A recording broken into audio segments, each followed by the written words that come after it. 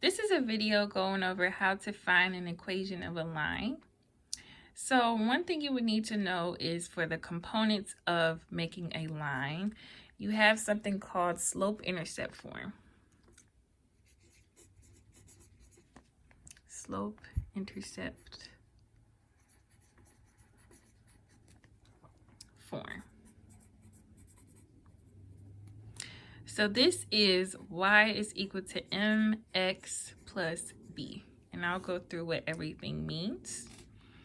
So y is going to be what your equation equals. M is going to be the slope.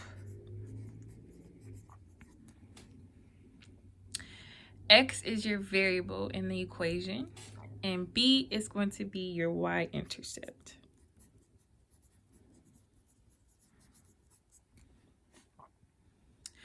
So slope-intercept form has these components inside of the equation. So we're going to use this form and take what the question asks and plug in what we have. So if we want to find the equation of the line with a slope of 200 and y-intercept of 0, 80, let's first write down our slope-intercept form. Y is equal to mx plus b. M is the slope, so in this case it's going to be 200. Now b is going to be the y value of your point. That's why it's called a y-intercept. So b is going to be 80. So when you make up this equation, you substitute in what m and b equal. So y in this case is equal to 200x plus 80 for your equation. So remember, m is the slope, b is the y-intercept, and it's going to be the y value of your point. Now let's go on to a second type of problem. So let's say you want to find an equation of the line with a slope of -30 that contains a point. This is a case where you have to use point slope form.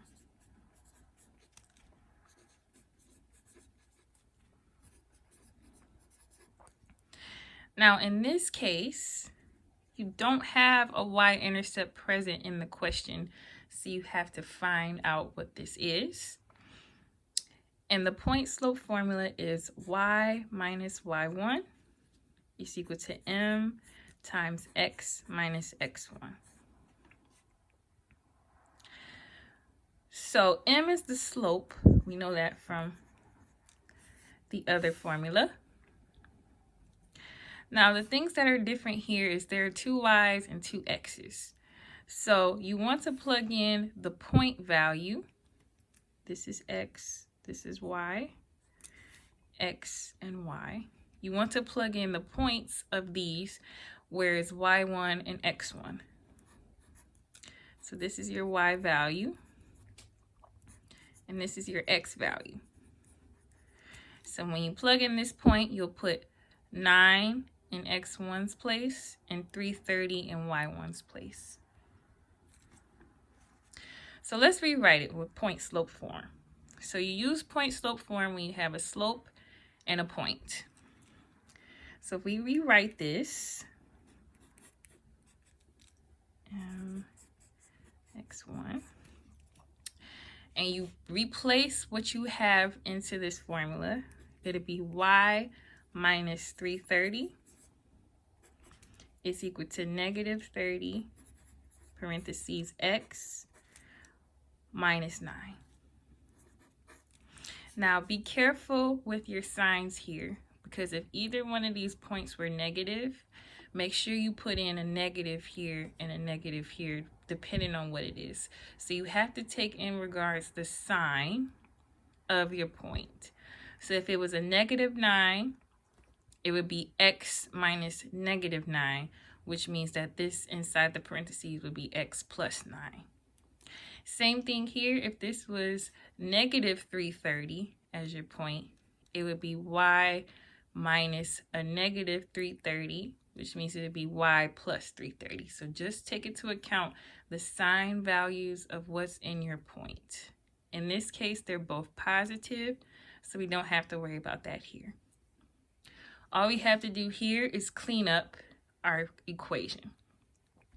So let's take this one step at a time and first distribute the negative 30 to both of these. So that's negative 30 times x, and then negative 30 times negative 9. So we're left with, on the right-hand side, negative 30x.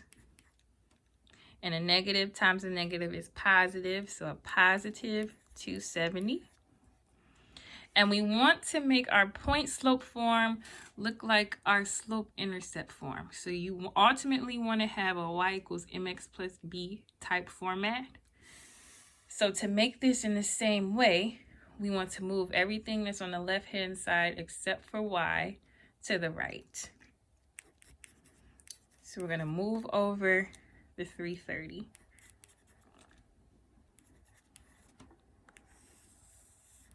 So our final equation in slope-intercept form will be y is equal to negative 30x. And then 270 plus 330 is 600. And this is our final answer.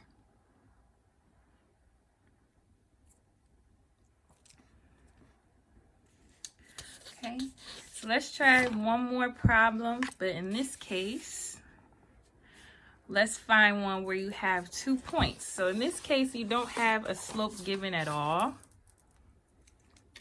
All you have is the equation. You want to find the equation of these 2 points. So the first thing you want to do is find the slope. Okay? Now when you do find the slope, m is equal to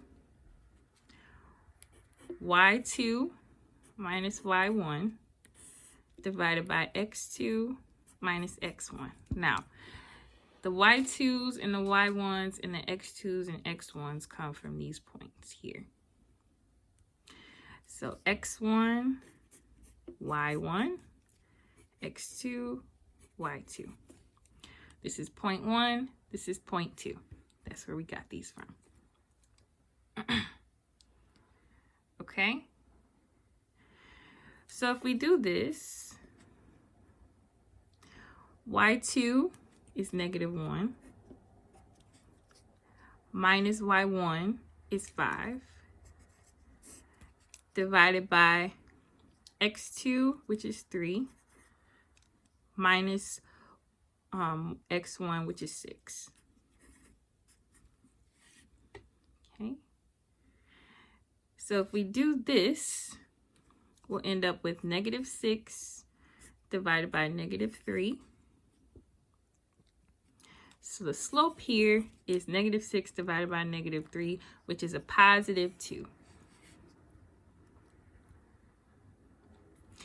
Now from here, you want to find your equation by using the point slope form, because you don't know what the y-intercept is.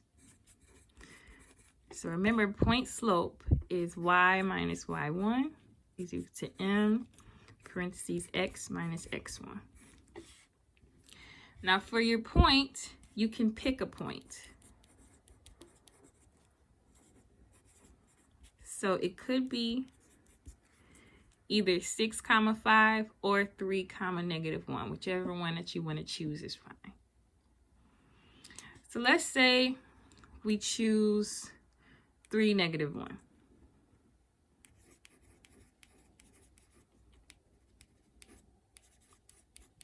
Now you don't have to choose this point. You can choose this one. It doesn't matter. It can still make the same formula. Okay, so we have our point. We have our slope. Let's put it into this equation. Y minus, so this is x1 and this is y1 in this case. Okay, so y minus y1, so minus a negative 1, is equal to 2x minus 3. Now this is the case that I was referring to earlier where you have a double negative here. So you have to take account the sign in the point. So this actually becomes y plus 1 because a negative minus a negative is, it cancels out. So minus a negative becomes a positive. Is equal to, let's distribute the 2 to both the x and the negative 3. So 2 times x and 2 times negative 3 plus 1 is equal to 2x. 2 times negative 3 is negative 6. And we want to make this into y equals mx plus b form. So we want to subtract 1 on both sides to get y by itself.